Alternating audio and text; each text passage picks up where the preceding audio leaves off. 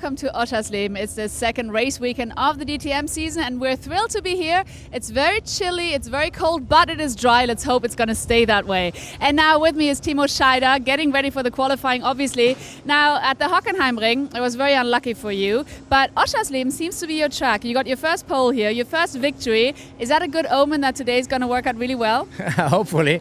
For sure I try my best like always, but the emotions I have here in Oschersleben for sure positive. So coming here is always something special for me, no question. But it's a new day, a new challenge, so let's try it. All right, well, best of luck. Thank you very much, Timo. And now we're going on board with Marco Wittmann.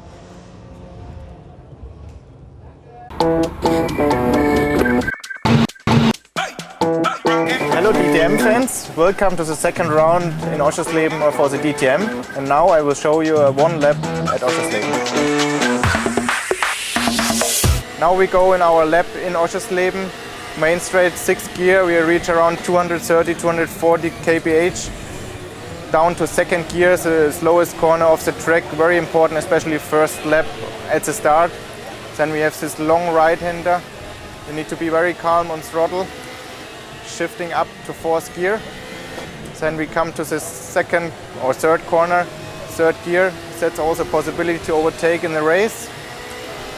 Now again we're shifting up 2 gears to 5th, and now we reach the fastest corner of the track, the triple left, which is very difficult to drive. You need to find a good line and then you go directly into this right-hander. 3rd gear. Again you need to try to have a good exit. Now this very fast chicane in 4th gear, you need to find a good line and especially to have a good exit for the long straight, for the back straight. Again up to 6th gear. We reach also nearly same speed as on the main straight. Then we go 2 gears down, 4th, very fast chicane, right left. And now we go to this right-hander, also again a very fast corner, and now the final and very important corner, 3rd gear. Here you need to find a good exit for the main straight that you can overtake during this straight, and that was our lap at Oschersleben. Thank you very much to Marco Wittmann. Then a high-speed hot lap around the Oschersleben circuit, and this is what happened in free practice. Of course, Wittmann on a high from his victory in Hockenheim. He set the second quickest time in free practice, but it was Miguel Molina, as you can see, right at the top of the chart there. Alongside me, David Addison, and well, many people say don't read too much into free practice. It's this that is important, and it's going to be quali. It's a fascinating look, though, at free practice, because that's the first indication we've had all year, Dave, of course, of what's going to happen with the ballast, the extra weight brought in this year for the successful drivers in the top 10 in a given brand. And seeing that Hockenheim was really rather all about BMW, then it's the bulk of the BMW drivers that carry the weight. Augusto Farfus, 5 kilos on board. Joey Hand has 5. Spengler, Tomczyk, Glock and Wittmann, they have 5. Maxime Martin and Antonio Felix da Costa with 2.5 each. Of course, BMW had a really good run at Hockenheim. Mercedes, quite the opposite. But in a way, it's all bets off because you come to a very different sort of circuit. And this one is all about downforce. You're absolutely right. It is very, very different. And, well, we're about to get qualifying underway. Qualifying, of course, different for this, the 30th year of DTM. We're in to season 2014. And gone has the pole position shootout from the fastest top 4. It is a 3-session qualifying, which is about to get underway with quali number 1, as we see the champion out. Mike Rockenfeller, the first to get out on track. There goes Danny Juncadella. So in the space of 2 weeks, David Addison, between the disaster for Mercedes at Hockenheim and here we are at Oschersleben, what can they have done? Well, the first thing they've done very publicly is dispense with the services of Gerhard Unger of HWA, and he has been really one of the linchpins of the Mercedes motorsport effort, and particularly the DTM, for a long, long time. Now, that's a very high-profile, I hate to call it a sacking, but a removal from post. Whether that is enough, who knows? Toto Wolff will look on, and he will perhaps still have to take notes this weekend and look at where you can improve. The drivers aren't really talking themselves up too much. They're all saying, look, we know we've got dramas, we know we're not on top of it yet, but we're trying to improve. And we've been here before with other manufacturers. Remember Audi a few years ago had the dramas with the Dunlop tyre as it then was because it was overheating because of the placement of the exhaust outlet. They'll get the data, and there's a lot of it with so many cars for Mercedes. They'll analyse it. they'll work through it even today. Yes. They've had that free practice, and of course the other thing that puts them slightly on the back foot is the relative lack of running these days in the DTM. You get the rollout and then free practice, then it's qualifying. You don't get 2 free practice periods like you used to. It makes it difficult for Mercedes. The short answer, what can they have done? They can have tried everything, but only now are we going to see what's worked.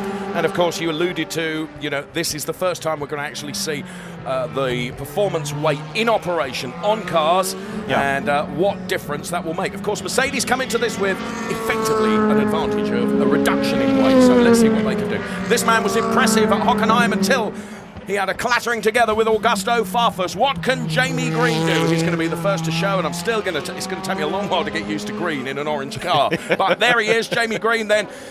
Through the chicane, we're into the first part of our 3-session qualifying here at Oschersleben. You're very welcome. David Addison and Dave Richardson here to call you through qualifying for the race to come tomorrow. And the first and this first part of qualifying then. We have just over 10 minutes left to run, and Jamie Green is going to give us a benchmark time as he crosses the line right now, a 1:27.86 from Jamie Green. It's worth bearing in mind, isn't it, that this really is the part of qualifying that is about not being slow rather than being quick. The cars are at their heaviest. You can't refuel during qualifying, so when you get to Q3, they're going to be at their lightest. It doesn't matter particularly how quick you are as long as you're in that top 18 that gets you into Q2. So if you're 16th, 17th and you're in, okay, fine. It's getting in that's the key thing. So it's about not being slow. 5 will miss the cut. That's going to be the fascination, to see who we lose rather than the quick times. The car's always spectacular around here. Marco Wittmann's BMW with the sparks being spat from underneath it. He's managed to buy himself clear track space as well, hasn't he? But Jamie Green it is who has set the gun time at the moment, as Dave says, a 1:20.786. This perhaps a circuit kind to BMW, certainly in qualifying trim, because Joey Hand is the man with the lap record around here, a 1:21.2, but of course a lap record set during the race, not in qualifying. They should be able to go under that. Let's just see what Wittmann does. He runs way wide out of the last corner, doesn't he? Rattles over the curb, heads over the timing line, and the lap that he sets is good enough for third, a 1:20.907, but that's okay, as long as he stays in that top 18, that'll do. Yes, absolutely right. And you can see there the sparks as he takes a lot out of that BMW and propels that around this Oschersleben circuit here. Out on track, we've got Green, Molina, Mortara, Wittmann, Rockenfeller, Tombe, Scheider, Muller, Farfus. We've also got Glock out there, and Hand and Juncadella. So who are we still waiting to see? And that is, well, Vitaly Petrov, who had a bit of an off just like that. In fact, you'd think it was a replay from free practice. He did exactly the same in free practice that we watched earlier. There in the familiar BMW Bang livery went Bruno Spengler, and here's Robert Wickens then. Again, another new livery for Robert Wickens, and he gets that really wrong, and that's going to compromise that lap. Yeah, it was wrong, wasn't it, all the way out of that triple left, and then you could see that he failed to get it back under control really at that little chicane, and then he was wrong into that second gear right that loops round, so he will have scrubbed off some speed on this lap. He should be able to gain a little bit of that back, but I'm afraid this is a lap that could have been so much better. Quick word about Petrov, in fairness to the Russian. I know he's been in Formula 1, but he's never raced here before. So he's still learning about Oschersleben. And of course, he is one of those drivers dealt, if you like, a bad hand of cards because of that relative lack of track time you get now. You're absolutely right. That's where it makes the most difference, isn't it? Yeah. You know, to those that are relatively fresh into DTM. As Rob Wickens crosses the line, as you say, that really compromised a 1:22.006. I remember talking to Andy Prio when he came into the DTM a few years ago, and he was saying there's so much to learn. He said because the likes of Spengler, as his teammate at the time as an example, yes, he said he knows what to do, even if the wind just changes direction ever so slightly, and how that's going to affect things. And there's all of this knowledge that you just can't replicate. You've got to learn for yourself. And Petrov, of course, is one of the drivers trying so to do. Now, Gary Paffett is one of our 7 former champions on the grid, and he's about to complete a flying lap. It will be his first of the session, so this hopefully will put him into the top 18. He goes over the timing line, and Gary Paffett goes 18th, so he is, as they say, on the bubble.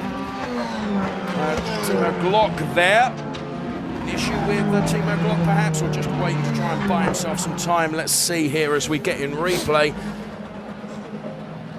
Clattering that car about, isn't he? I think you're right, though. I think what he was doing was recovering from a drama and then trying to get himself some clear track space, but that is not going to help the situation for Timo Glock, and it's a big old slide. Is it going to loop?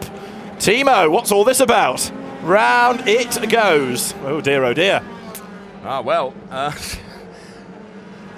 there we can see Bruno Spengler with his impression of what happened there. Right, back to the task in hand then, and Jamie Green hasn't been bettered yet at the top of the table. This is Christian Vitoris. Then in the Mercedes, Sector 1, Sector 2, Dan heads towards the timing line. What's Christian going to be able to put on the board for us? Well, P12. Yeah, that's good. That would be enough, wouldn't it?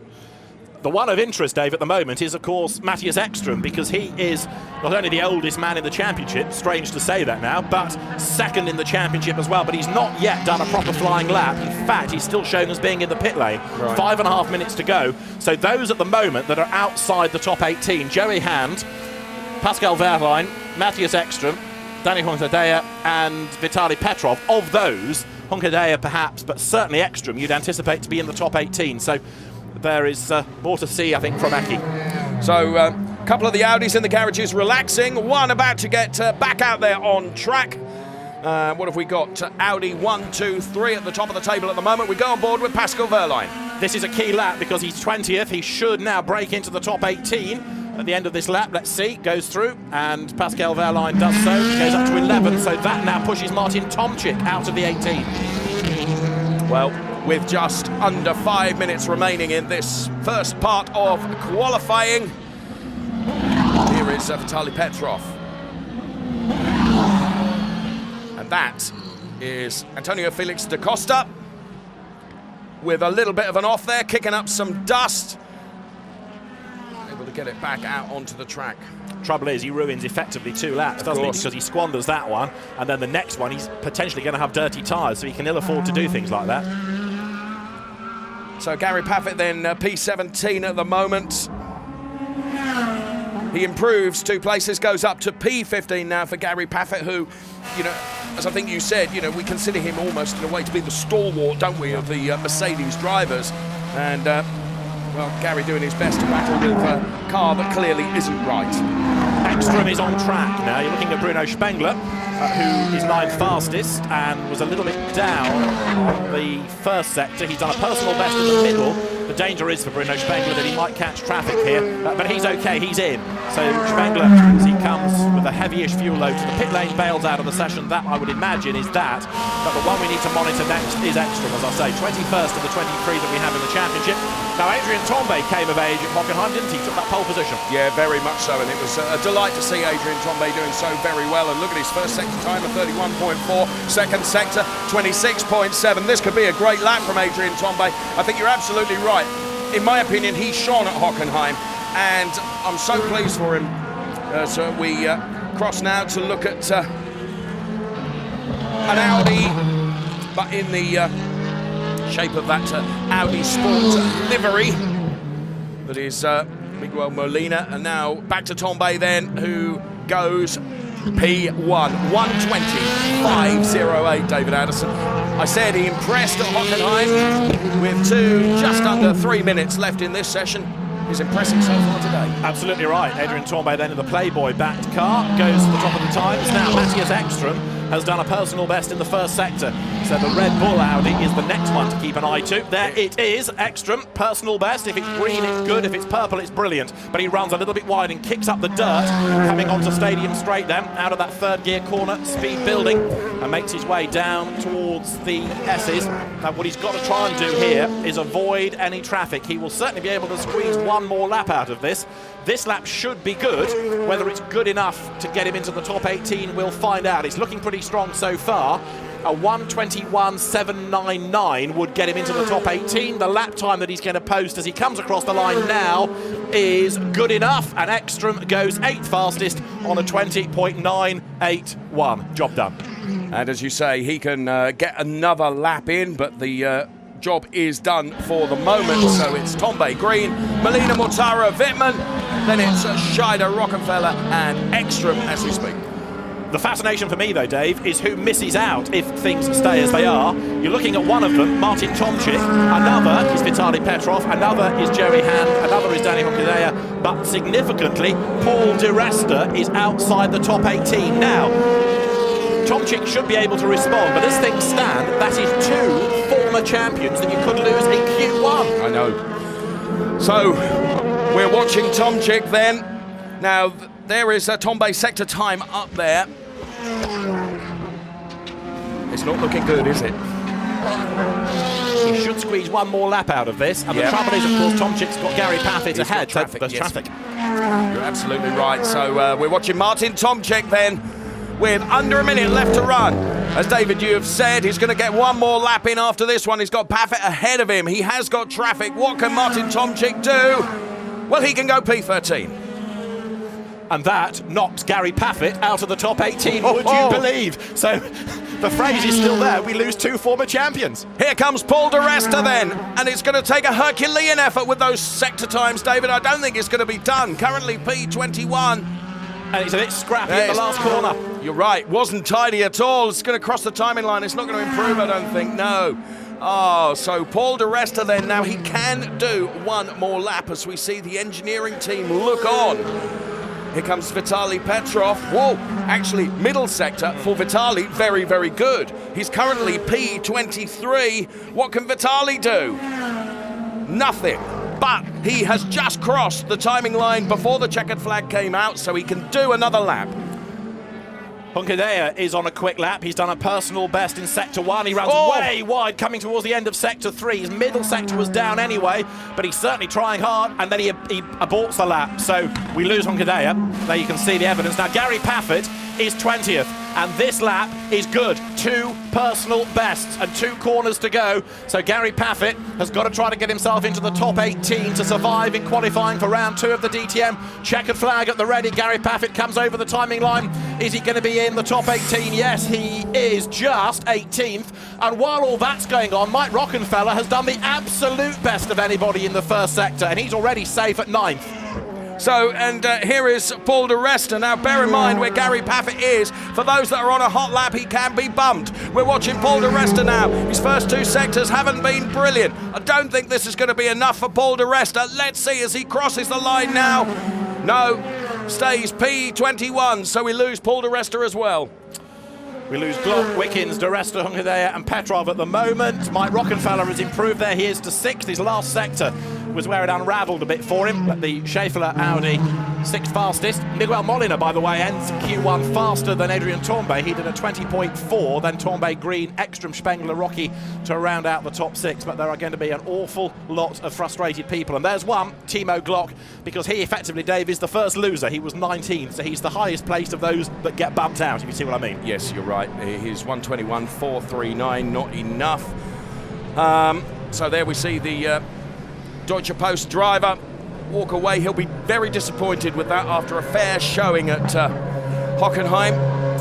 Timo Glock. Had he not had that spin, had he not lost the time in the session, could have been a different story. As you say, that spin will have effectively compromised 2 laps. Exactly. Won't it? So, well, there we are. So out, Glock, Wickens, Di Resta, Yucatella and Petrov, and there's the car of Robert Wickens. Wickens, another one who I felt during last season was showing real promise. Undoubtedly talented. He will be undoubtedly disappointed as he climbs out of that Mercedes now.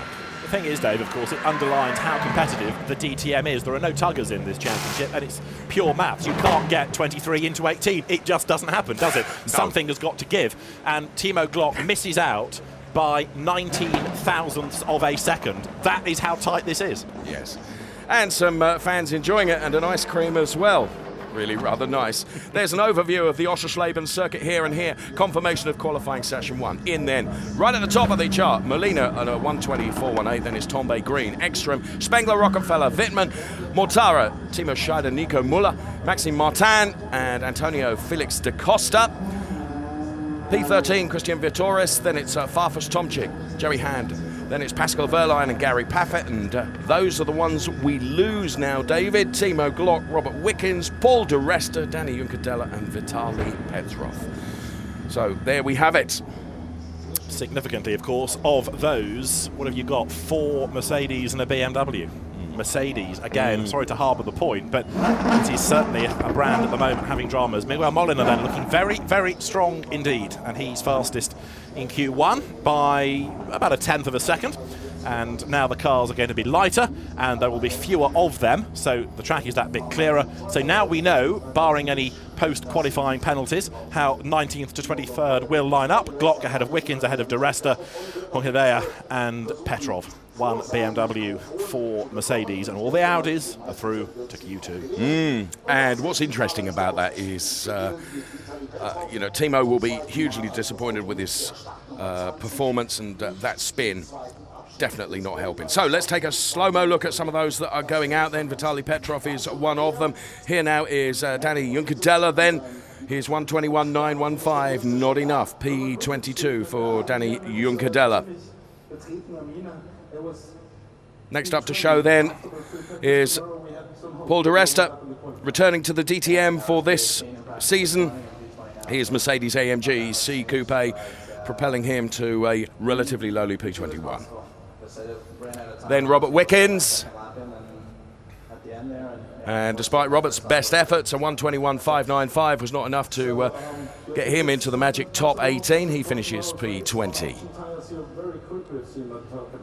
Now this man, Timo Glock, perhaps a surprise, and we wonder whether it was this that actually really compromised his entire session. A 1:21.439 for Timo Glock sees him out. And he was lucky not to get collected by Farfus, yes, wasn't he? That camera shot foreshortens it a little bit, but Augusto Farfus will have been mindful of the situation as he saw that man, Timo Glock, spinning across the front of him. A quick word about Robert Wickens as well, because he lost a lap time because he exceeded the track limits at turn 9, and so the lap was spotted by the officials and he had the lap time cancelled. Now, whether the lap time that he lost was good enough to put him into the top 18, we may never know, but Robert Wickens, I'm afraid to say, is out, and Timo Glock is another driver we've lost, but we can hear from Timo now.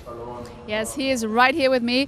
Timo, Hockenheimring was a good start for you, but now here it didn't go very well, very unlucky. You were shaking your head as you ended up in the gravel. What happened? Do you know why? Yeah, exactly the same like in free practice. This morning in free practice we did 3 laps and then the power steering failed in turn 5 and 6, which nearly nearly put the car into the barrier and just could save it. And now just from one to the other corner in turn 10 the power steering failed again, and we have no idea why, because we changed all the parts. Everything is new in the car. So we have no idea where this comes from, and it's very strange, and it was dangerous because I just could keep the car somehow on track. But it's a shame. I mean, you know, we had only 3 laps this morning. We did 4 or 3 now, and we nearly managed to go into Q2. So it's a bit of disappointing, and now it's very difficult to get it right for tomorrow. I hope we can find the problem and somehow finish the race tomorrow. Yeah, I hope so. Best of luck. I guess it's going to be a very long night for the mechanics. Thank you very much, Timo. Yeah, of course, he's frustrated. Back to you guys. Cheers, and thanks, Verena. And, well, that explains it a little bit, doesn't it? Okay, qualifying drivers, Timo Scheider, Nico Müller, Maxim Martin, Antonio Felix da Costa, Christian Vittorius, Augusto Farfus, Martin Tomczyk, and also Pascal Wehrlein, Gary Paffett. We see just a few of those graphics, because right now let's go back down there with Verena, who's got Vitaly Petrov. Yes, here I am. And Vitaly, what happened with you? I mean, P23, obviously not a good starting position for tomorrow. However, it's your second qualifying here, so I guess does that motivate you a little bit? Not really, right? Yeah, a little bit disappointed because in free practice car felt much better and better. I don't know what's happened, but to drive was really difficult in qualifying. The car was too nervous and high-speed corner and quite a lot oversteer. But it's tomorrow we'll try to do and to improve the results. I know it's not results what we wanted, but it's my just second qualifying. We will see. All right, thank you very much. And let's just grab Paul real quickly. Hey, Paul, you'll be starting tomorrow in P21. That must be frustrating. But also four Mercedes-Benz are out who didn't make it into the next round. What is up with Mercedes? Yeah, I think obviously as a manufacturer we're struggling a bit, but I think I was a bit unfortunate with Timo when his power steering or something broke. What I heard, he went off in front of what was on my best lap, and then Matthias was in front of me and he had to back out and I was the person coming behind. So on your ultimate lap, when it makes a difference in a car that we have at the moment, unfortunately it knocks you out. Well, thank you very much. That's very unfortunate. And back to you guys. Thanks, Verena. Well, that's interesting to hear what Paul was saying, that effectively he got compromised by Timo going round. But to be fair to Timo, of course, at the time, we didn't know his power steering had failed.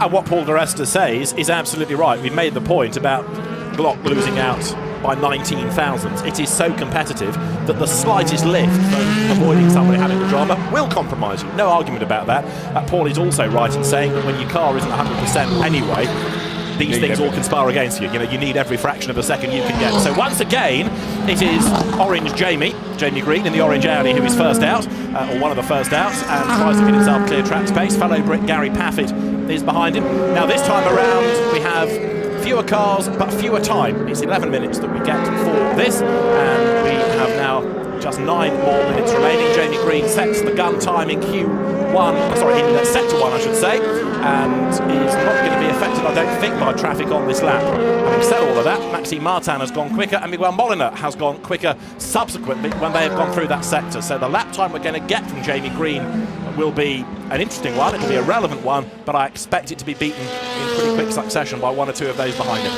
Well, Jamie Green, of course, moving to Audi as he did, it took him a little while to settle into that team, and I had a conversation with him after the Hockenheim race, and he was very, very disappointed with how the race ended up for him, of course, but he just feels he's had a change of team within Audi as well, and he feels more comfortable and confident where he is now, and he goes P1 with a 1:21.383. He's then pipped because the next one through to go even faster is Nico Müller, and Maxime Martin is now the fastest, and the next one of note is going to be Miguel Molina, who goes to the top, a 1:20.433. So Miguel Molina, who does go well around here, we've seen that in the past. He was on pole here in 2011. He's currently top. Whenever you see Augusto Farfus, you catch your breath, don't you? He's one of the most spectacular drivers in anything, never mind a touring car. And Farfus in this livery, the Castrol Edge BMW, drawing attention to itself, rattles over the curb at the last corner, heads up towards the timing line, and Augusto Farfus goes through, and that is going to be good enough for 5th fastest, a 1:20.929. So we're on board with Marco Wittmann then, who comes here to Oschersleben high on the victory of Hockenheim. His first 2 sector times, 31.5, 26.8 as he heads towards the timing line now. What's Marco Wittmann going to deliver for us here? Well, he delivers P3, so it's Molina, then it's Tombe, then it's Wittmann. And then it's Rockenfeller, or it was, because he has just been beaten by Eduardo Mortara, but Rockenfeller is relevant because he's done the absolute best in Sector 1. Remember how quick he went at the end of Q1. He's carrying on that performance and that momentum into Q2. There's Antonio Felix da Costa, one of the newcomers to the DTM this year in the BMW. And he was impressive at Hockenheim. Unfortunately, he blotted his copybook somewhat, but that was a great shame because he did a great job at Hockenheim. He takes a lot of curve there and launches a little bit airborne, that BMW. Here comes Mike Rockenfeller, previously P5, and now goes P2. Mike Rockenfeller, a 1:25.46 for the champ. Bruno Spengler goes top, so Rockenfeller gets elbowed back to 3rd. It is Spengler, Molina, Rockenfeller, Tombe, Wittmann, Mortara, Tomczyk, Scheider. Now, of course, the pressure is on everybody in this part of qualifying because we start with 18 and we go down to 8. So we lose 10 cars, therefore. Jerry Hand, the record holder around here, the American, now becoming very well versed in DTM, goes over the timing line. He's 12, which ain't good enough, I'm afraid. So the Crown Plaza BMW is out, and this man is also out. Pascal Wehrlein is 9th, and that means that he is about 500ths of a second. That is all away from Q3, but when it is so competitive, it is very hard indeed to find that lost time. Spengler is the fastest at the moment then. Yeah, Spengler, Molina, Rockenfeller, Tombe, Wittmann, Mortara, Tomczyk, then Timo Scheider, the top 8 as we speak. We've got just 5.5 minutes left to run in this part of qualifying. And here in the pit lane, some confusion with tyres there, no.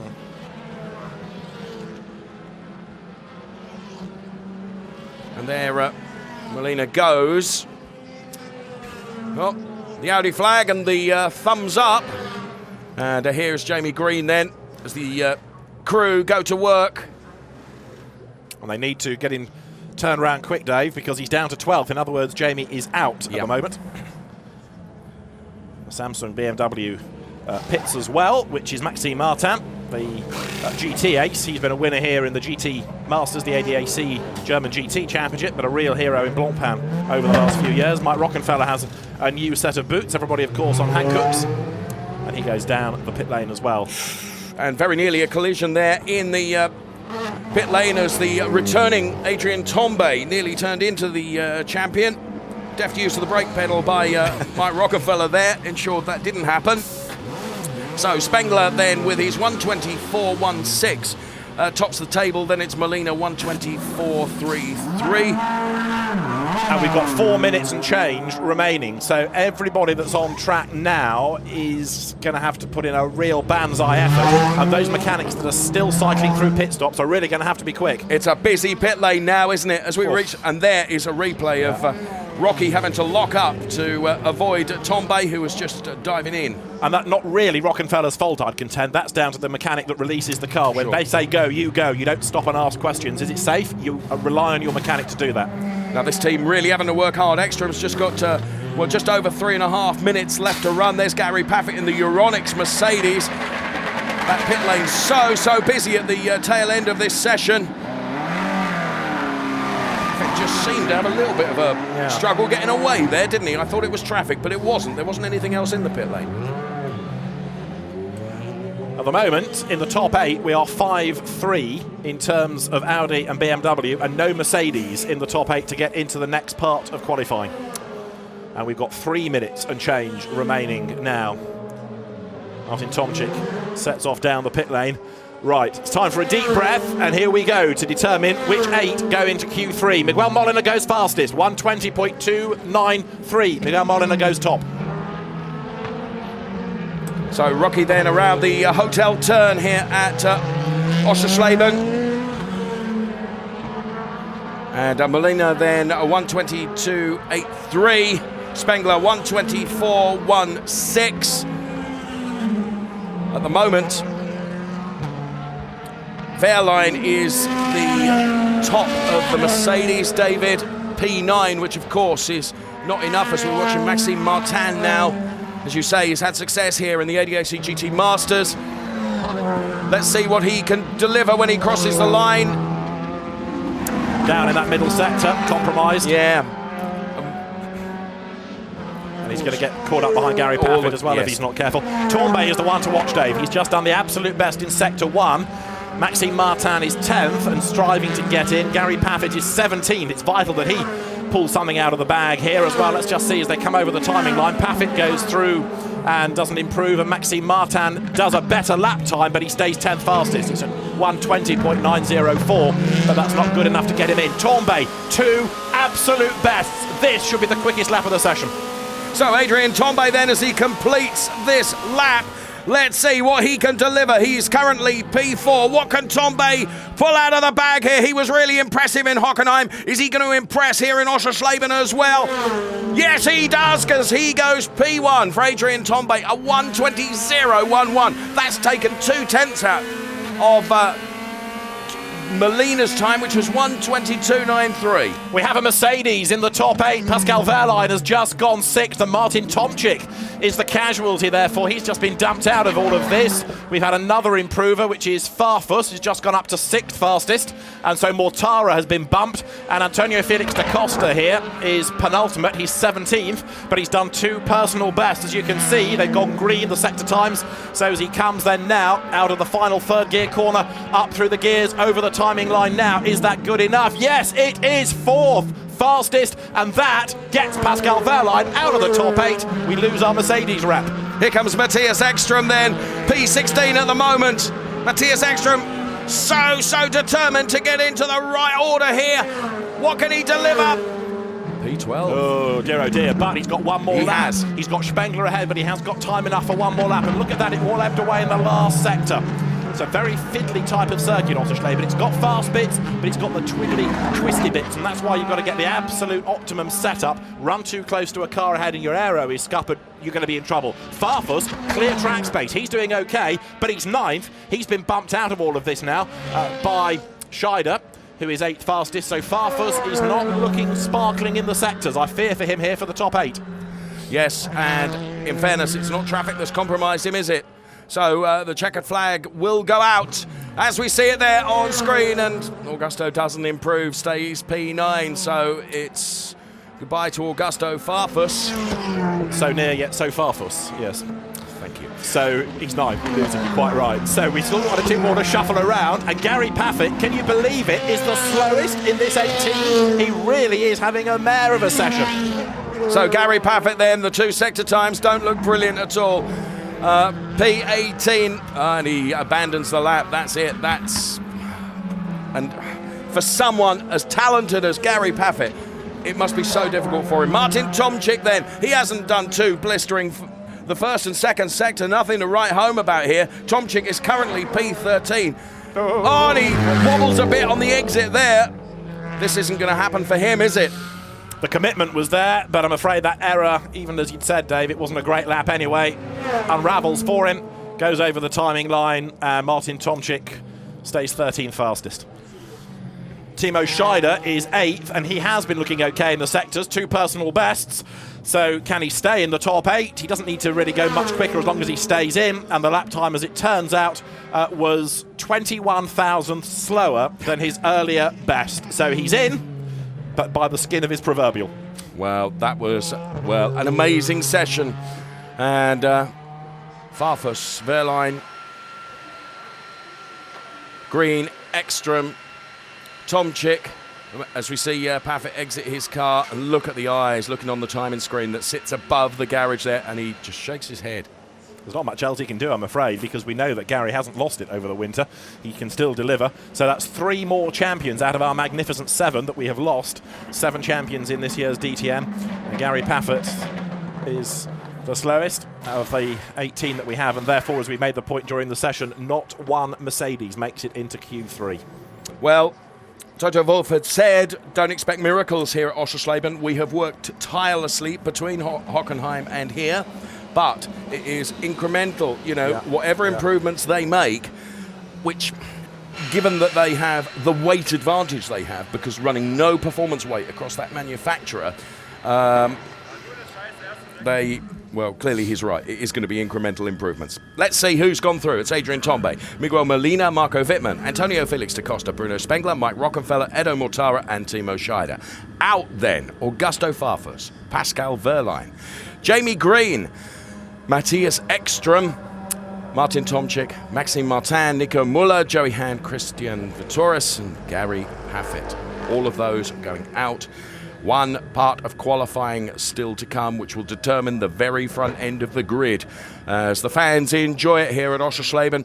A bit cloudy, but reasonably warm, and you can see them there with their favourite brand flags, and the Mercedes flag, unfortunately, well, not one of the favoured brands on the grid, the way things are working out thus far. We saw a little chink, didn't we, from Pascal Wehrlein, who we hoped would be able to do something, but here, David Addison, confirmation of who we lose. Farfus, 9th then. He missed out by just over a 10th. Pascal Wehrlein, as the best Mercedes driver, has gone. So Jamie Green, Matthias Ekstrom and Martin Tomczyk. Maxime Martin has gone. DTM rookie Nico Müller has gone as well. Joey Hand, Christian Vitoris, and then Gary Paffett, all out. So that leaves us with 11 more minutes and 8 drivers. But Gary Paffett, 18th fastest after Q2. Big disappointment for the former champion. And he starts tomorrow's second round of the DTM from 18th on the grid. In other words, mired in traffic. Yes, it's going to be very difficult. And it's going to be difficult for this man as well. But before we talk you through Christian Vitoris, let's speak to Gary Paffett with Verena now. Gary, what a frustrating qualifying starting in P18 tomorrow. That's even a worse result than Hockenheimring. Why? What's the problem? It's not much different. I mean, we had more cars knocked out in Q1 at Hockenheim, so it's definitely not worse. But we're trying things. I mean, we've got a big gap to make up, so we have to try and test different things and try and make progress. And, it takes a while to change things. So I think if anybody expected a massive improvement from 2 weeks, I think they'd be, a bit surprised, because it's not an easy thing to do, to change it. So, we're working. I mean, it was tough, hard work again, same as Hockenheim, but we just have to keep testing, keep trying different things, and we'll get there. All right, best of luck. Thank you very much, Gary. Back to you guys. Thanks, Verena. And I tell you what, wouldn't you want Gary as an employee? Yes, he tells right. it the way it is. You know, they are trying. Toto, as I'd mentioned just a little while ago, was always said, you know, it's going to be, the changes are going to be small. You're not going to notice a big difference. Matthias Ekström now is with Verena. Eki, you're starting in P12 tomorrow. This morning you were amongst the top 5. Why do you think it didn't work out better than that? No, I think we have our ideas, but I didn't have any real mistake. Was some dirt in the back straight on my last lap, but it was by far not half a second of the 7/10 we were off pace. So our philosophy was maybe to be a little conservative for the race, but not that conservative for qualifying. But all in all, it went well for Audi. I mean, we've got 5 Audis in the last 8, so that's not bad. Tomorrow it might rain. Is that better for you? I love any weather, but I'm fine with rain as well. So still there's a long race to be driven tomorrow. Yeah, I bet. Thank you very much, Eki. Back to you guys. It's not so much what he said, it's what he didn't say that's interesting, is it? Because he alluded to the fact he thinks he knows why the car wasn't quick enough, but isn't going to tell us. No. We might find out overnight, but I think Matthias Ekström has had a rather frustrating session there. We know he's got the pace. Don't forget he's second in the championship. Poor old Jamie Green, we lose, but 11th. He was at the end of qualifying, which is not dreadful, but it just does underline how competitive the DTM is this year. You're absolutely right, as we see Jamie then heading off to be weighed, I don't doubt, as we continue some of our images then from what was the second part of qualifying, and Melina there, and nod of the head there on the pit perch, and there Adrian Tombe, who is continuing his quest and is looking very promising indeed.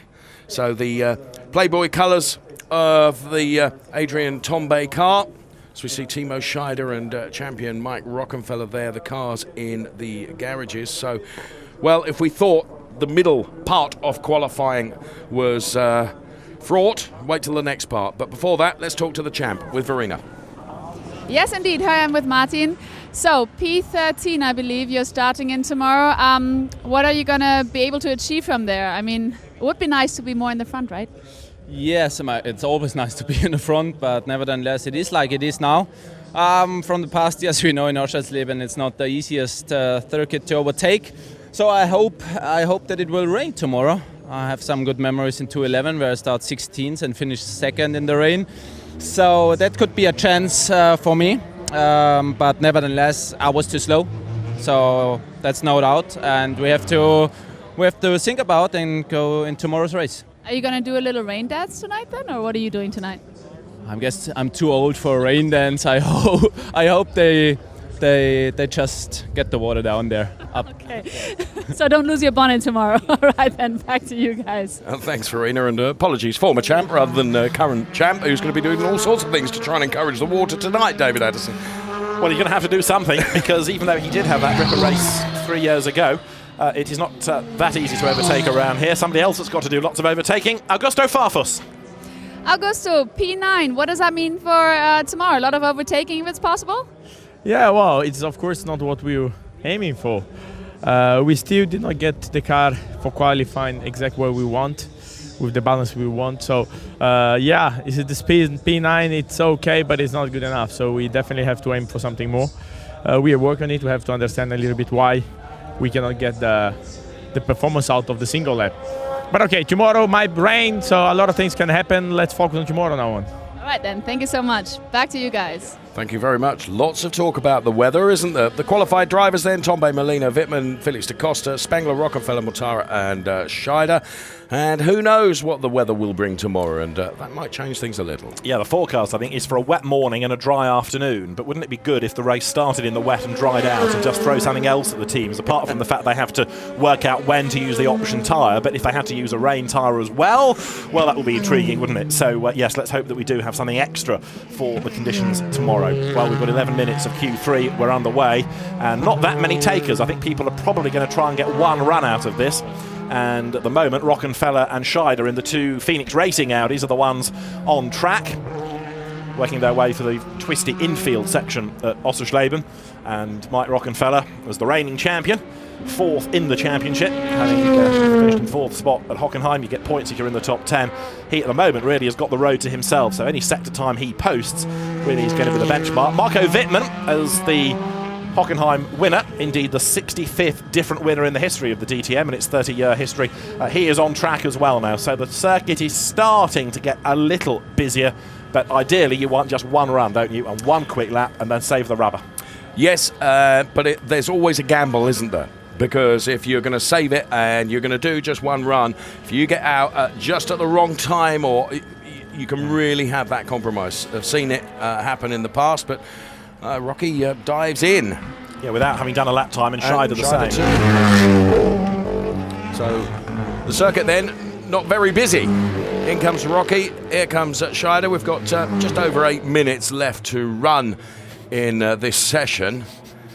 Look of confusion almost on the pit perch there. Sessions like this always amuse me because people bide their time, they leave it as long as they can, and then they all go out together and moan about traffic. Well, you've had 11 minutes, chaps, to do it. Marco Wittmann has got the road to himself. Adrian Tombay has now joined in as well, but I guarantee you people will end up getting caught up behind another car towards the very end. Marco Wittmann then is on to a flying lap now, so this, if he stays out, will be the benchmark time. And Marco Wittmann in his 2nd year in the DTM with the new M4 that they're running this year certainly proved his ability in that first round at Hockenheim. Yes, he did. Ice cool, ice watch. Marco Wittmann, who gave us a high-speed lap here at Oschersleben as well, just at the start of our qualifying program, and really focused now. And he is, what have we got? 31.728 through the first sector. So as he continues this lap, it's going to be the first time that we see, isn't it? Given what we got, 7 minutes left to run in the session. Remarkable, really, because as you've said, David, you know, everyone will moan about traffic right at the very end of the session, whereas at the moment you've just got 3 or 4 cars out there. But anyway, we're with Marco Wittmann at the moment, then high on the adrenaline and the confidence that the victory in Hockenheim has brought. And a quick middle sector as well for Marco Wittmann. You can see the sector times on the screen in front of you. He will be heading towards the start-finish line, and we'll get a time from Marco Wittmann, which will become the benchmark for the 6.5 minutes that remain in this final part of qualifying. And he does a 1:21.350. It's a bit so what, isn't it? A 21.3 compared to Tombay's 20.0. Granted, you only count your time from the previous part of qualifying if you get knocked out, and therefore that's what you use to determine the grid. If you get to Q3, then it's only your Q3 time that you will use. But there's more to come from Wittmann. Bear in mind, of course, he's doing this with 5 extra kilos of weight on board after that Hockenheim victory. Bruno Spengler, who is in this top 8, is doing the same. Miguel Molina then is the next on track. He had done the best of anybody in the last sector going on to this lap, so we'll now start to get a better comparison perhaps of a BMW with weight relative to an Audi. There you go, quickest of anybody, the absolute best in sector 1. So a 31.394 then for sector 1 from Miguel Molina in the Audi. Wittmann's time on the left-hand side of the screen at the top there for you, a 1:21.350, which in comparison to time set in the second part of qualifying, not hugely impressive. What can we get from sector 2? A 26.4, going in the right direction here, David. It's difficult to know really how good this is because we haven't had that many cars against which to compare. However, if he can do 3 purple sectors and do the absolute best lap of the lot, then it's going to be standing him in good stead with 5 minutes to go. Molina up towards the timing line, no traffic around him. It's looked neat, it's looked tidy, it has looked quick, and he goes across the line to go fastest, 1:20.040. Still not quite as good as Tombay in Q2. No, but he's taken a big hunk of time out of Marco Wittmann, hasn't he? I said it was neat and tidy, all bar the first chicane, I think, where he got a little bit curb happy. Rattled his way through, and that is going to be the real bottleneck come the opening lap of the race tomorrow, isn't it? That section of the circuit. Mike Rockenfeller has just gone on to a flying lap. Hans-Jürgen Abd approves of Molina's lap time, gives it that nod. Yes, the nod of approval. Mike Rockenfeller then. The champ out on track, 4.5 minutes left to run. So the champion's yellow and green liveried car then around this Oschersleben circuit. so favoured by the fans because the vantage points are good and varied. You can see lots of the track. 31.3 through the first sector. Which is okay, but it's not sparkling. He's given away a tenth and a bit to Miguel Molina. So this is one of those laps that's going to be good, but I don't think it's going to be an absolute barnstormer from Rocky. He's trying hard. You can see how much of the curb he uses coming onto the back straight, the stadium straight, down to the shell S's. But Miguel Molina is the man to beat. He's just got even faster, in fact, as Molina. He's now done a 1:20.007. So it is Molina and then Wittmann. Can Rockenfeller split them? He wants to be on the front of the grid here. So here comes Mike Rockenfeller then to complete this lap. 1:20.007 is the benchmark time from Molina then. And well, a 1:26.76 from Rocky, which is okay, but it's, you know, there's 6/10 there. Exactly. Depends how many more laps he can wring out of the session and out of that set of tyres. Scheider has now gone third, so Wittmann gets pushed down to fourth. What about Tombay? Because he now goes second fastest, 1:20.519. But still, Molina is half a second quicker than anybody else, so they're going to have to dig deep. Yes, they are. We're on board with Tombay then around the hotel turn here at Oschersleben. Just drives that throttle through the floor of that car. Adrian Tombay then currently second quickest. He's 1:20.519. This then the Red Bull car of Antonio Felix da Costa out on track now. So the way it looks, it's Molina, Tombay, Rocky, then it's Scheider and Wittmann, the top five. That was a start-up lap from Antonio Felix da Costa, so he's onto a quick lap now. The Portuguese driver, there's Marco Wittmann, who has done 2 personal bests. This is looking a bit more like it. He's got a couple of corners to go up towards the end of the lap. So Wittmann is currently 5th, in other words, the 3rd row, and you can see that he's on the edge, Dave. Yeah, he was a bit ragged there, wasn't he? Can Wittmann put it all to rights as he crosses the timing line? What's Marco Wittmann going to deliver? He's going to deliver P2, a 1:25.16.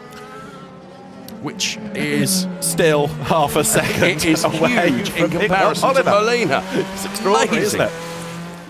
Da Costa is on the ragged edge as well, and he comes onto the back straight of the circuit, stadium straight now, down to the shell S's. You see, he's bought himself the clear track space. He's done a personal best in Sector 1. Da Costa and Spengler have yet to do a proper lap time. When Spengler's lap time comes, you can anticipate it might get him up to the front of the grid.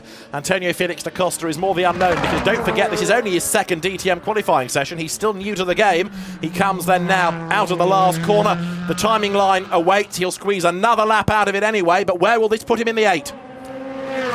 It will put him, P4 is the answer. Molina so confident with his 1:20.007 that he's parked the car. Here is Bruno Spengler then. First 2 sectors green. What can Bruno Spengler do? Of course, he can get another lap in. And truthfully, he's going to want to, isn't he? It, yeah, absolutely. 1:27.03. That's rather anticlimactic, that. P7, Rockenfeller has pitted. The BMW mechanics watch the data, and they will also see out on track Eduardo Mortara. He is the slowest of the 8 at the moment, but he improved last time, 1:21.113. So Spengler is the man to watch and see what he can wring out of this. Can he improve before the very end? It'll be the flag at the end of this lap for Spengler and Mortara. There's less than a lap time left in the session now. So Edo Mortara, we are watching. He's backed out of it, hasn't he? Yeah, he has. So that's that done. Mortara is not going to improve because there are no more laps available, and Spengler in the first sector did not improve. Antonio Felix da Costa did improve in the first sector, lost out in the second sector. He does complete the lap, though, so if he's really been brave in the last third of the lap, there could be an improvement. 4th is a very good effort anyway. Indeed it is, as Antonio Felix da Costa crosses the line, and, well, P4 is where he stays. So, well, I expected a huge rush, and there kind of wasn't one. Story of your life, that, isn't it? Yes. Rather. I know what you mean. Time set early on, times sort of never came from 1 or 2. Bruno Spengler there, look, personal best in the last sector. suggesting that the next lap should have been better, but there isn't a next lap. He sort of left it too late. And this is the very point I was making about Q3. Yeah. That it is a real gamble, isn't it? And if you do not give yourself enough time, well, anyway. In contrast, Molina did that lap early on. Exactly. And with a massive margin of half a second. Brilliant job. I mean, it is a huge margin. Let's just look at that. Molina, a 1:20.007. Wittmann, P2, a 1:25.18. Over 5/10 difference between P1 and P2. Molina on pole here in 2011. That's a third career pole that he has just taken. And the BMW team will be very happy once again with Marco Wittmann. Bruno Spengler, I suspect, will be rather less celebratory when he gets back to the pit lane. Maybe so. Maybe so. So, thumbs up there from the BMW team RMG engineers then. All smiles. Really rather as expected as Edo Mortara. But there is Adrien Tombe. Playful thump on his arm there. Here, confirmation of the session 3 of qualifying then. Molina topping it with Marco Wittmann P2, Adrien Tombe P3. Felix da Costa, good showing, P4. Scheider P5, Rocky P6, Bruno Spengler P7, and Edo Mortara P8. It's the spread of the times that's between P1 and P2 that is just absolutely amazing. So the man that's fastest, a third DTM career pole and his second Oschersleben pole, Miguel Molina, the Spaniard. A great effort in the AB Sportsline car. And as we've been making the point, half a second is the margin, and half a second in the DTM is a big margin to be at the top of the times by. So Molina it is who will make it pole for Audi. Marco Wittmann will line up second on the grid for BMW, continuing at the good pace that he illustrated at Hockenheim. And Molina and Vitaly Petrov are the two that bookend the times. Petrov will start last of all, but Marco Wittmann is second on the grid with the Reinhold Motorsport GmbH operated Icewatch BMW M4. Another very good job. Bear in mind, we talk about Molina with half a second in hand over the rest. Wittmann ahead of Tombe by 3 thousandths. It's from the sublime to the ridiculous in terms of the gaps, isn't it? But there we can see Marco Wittmann. But there we see Adrien Tombe being congratulated by his team down there. There is Marco Wittmann. We just saw him on the right-hand side of your picture there. Call him this cool cucumber because his facial expression changes so very, very little whenever you see him or speak to him. Here is Adrien Tombe's car then. The Audi with the Playboy livery. And Tombe once again with a jolly good job done and dusted. Still can't get over that 1:20.007 to P2, 1:25.16. So here the full result, and there the times on the right-hand side of the screen. Pick some highlights out of that for me, David. The man on pole, an excellent job by Molina, and then look for the battles coming in the race. Jamie Green and Matthias Ekström, and indeed Augusto Farfus outside Q3, so they'll be trying to make progress. Maxime Martin I'm a big fan of, and it'll be fascinating to see what progress he can make. Gary Paffett starts 18th, and Timo Glock, if that car is fit and well tomorrow, he's had so little running today, Glock should be a man in a big hurry as well. I think the race will be won and lost tomorrow, partly on when you elect to do your pit stop, but also on how you play the tyres. Do you run the options first or in that second stint? If there's a safety car and you've run them in the first stint, then you are in real strife, but we'll see what pans out tomorrow. Let's hear from Bruno Spengler. He will start 7th. Right, so Bruno, hello first of all. Quick question, starting from P7 tomorrow, you are fighting really hard. What are you hoping for tomorrow from P7? Well, I think from P7 everything is possible. We had a pretty good qualifying today. I was quite happy with the car until Q3, and then Q3 suddenly something changed a little bit. I don't know why, we have to analyze, and that's why we were a little bit slower. But still, you know, it's not too bad position. I'm not 100% happy, but great job from the team again, from my engineers. Really well done, and I think we are well prepared for the race. We are ready, and see, you know, P7 with the weather, you never know what can happen. Maybe it's raining. So, you know, it's positive for the race tomorrow. Best of luck. Thank you very much, Bruno, and back to you guys.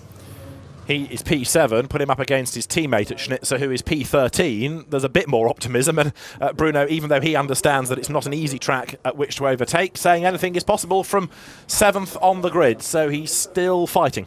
And he went on to say, didn't he, that the weather could play a part tomorrow. We will see. There we see our pole sitter, Molina. What a great job he did. 1:20.007, as we see Dr. Wolfgang Ulrich there being congratulated by Jens Marquardt. And the baseball cap goes on. Just one adjunct to qualifying. Adrian Tombay is under investigation for an unsafe release. Now, whether that is to do with the incident with Mike Rockenfeller that we saw earlier on in qualifying, or it's a separate one, because that was Rocky being released into the path of Tombay, not him, don't know. That's the information we have. But there might be more to the story than just the times. Let's hear on an Audi note from Hans-Jürgen Abt. Hans-Jürgen Abt, you must be really happy. I mean, with the pole position, also P3. How is it? How do you feel? Oh, it's a great feeling because we worked really hard this weekend to achieve a pole position, and Molina was really in another world because he was so fast. I'm really happy. Magic Molina is back. Of course, I think he feels very comfortable with us in the team, and he's back. He liked the track here in Oschersleben, and I hope we will keep on for the race tomorrow. All right, well, best of luck. Thank you very much, Hans-Jürgen Abt, and back to you guys. Well, I think Audi are going to be pretty content with life. They've had a good session, and with an Audi on pole position by that margin, yep, Magic Molina is back and back with a vengeance. One of their press releases said they head to Oschersleben with a tailwind. And I think we've seen that play out in qualifying, haven't we? Great job by Molina, and of course the Audi guys with all the data that they've stored over the years, and Abt Sportsline we know is one of the top teams. I'm not suggesting that BMW is not a top brand yet, but of course it has not been in the current generation of the DTM for as long, so they're still picking a few things up. Jens Marquardt, I'm sure, will be very pleased with the efforts of Marco Wittmann to be second as he strides down the pit lane. Wolfgang Ulrich does likewise to go and talk to the troops. And at Mercedes, they're probably on suicide watch by now. It's been such a miserable session once again, with the best of the three-pointed stars being just 10th on the grid. That is Oschersleben. It's a tight, twisty, paperclip style circuit with a twisty infield. There are some fast sections, there are some chicanes. It's a dramatic part of the DTM landscape. And for tomorrow's race, they're going to line up with Miguel Molina and Marco Wittmann on the front row of the grid. And we move back to the next row, which sees the Adrian Tombay car, and alongside Adrian Tombay is Antonio Felix da Costa. Row 3 of the grid is all Audi. Timo Scheider just outpacing Mike Rockenfeller. Then we see the BMW bank car of Bruno Spengler with Edo Mortara alongside. Those are the drivers that made it to Q3. These are the ones that didn't. They're headed 9th by far for BMW. Pascal Wehrlein in the best Mercedes 10th. Then we see the orange car of Jamie Green, and alongside him is slightly disappointed Matthias Ekstrom. He did better than former teammate Martin Tomczyk, though, who is 13th, and Maxime Martin starts 14th. Then we see Nico Muller and the American racer Joey Hand, P15 and 16. 17th on the grid is where you find Christian Vitoris, and 18th is a very disappointed Gary Paffett. Then we see Timo Glock, power steering problems, and Robert Wickens alongside him. Those two being drivers that didn't make it out of Q1. The same true of former champion Paul de Resta and the Spaniard Daniel Poncadea. And then bringing up the rear, it's Vitaly Petrov in his first season in DTM. That the grid for the race that we can look forward to here at Oschersleben tomorrow, as we take another heli shot of the paperclip shaped circuit as you described, which is really just in the middle of a field, just to the just outside the tiny little village, I think you'd say, rather than town, of Oschersleben here. Yeah. We're about a couple of hours, I suppose, from Berlin, maybe a couple of hours from Hanover as well, but always very, very well attended here. It's a great DTM circuit, and let's head to the international press conference right now with Peter Reichardt. Steffi, komm mal zu mir.